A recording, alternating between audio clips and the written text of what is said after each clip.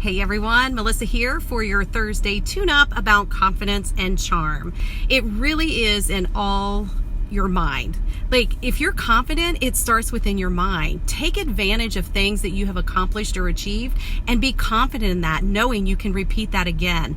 And then just turn on the charm. Feel good about yourself. Maybe go with a different hairstyle or hair color. Maybe change your makeup. Maybe buy a new tie or a new shirt. Whatever it is, make you feel like you have the confidence, and then just go charm everybody that you come in contact with. Oh, and always remember to smile. I hope you have an amazing day. We'll talk soon.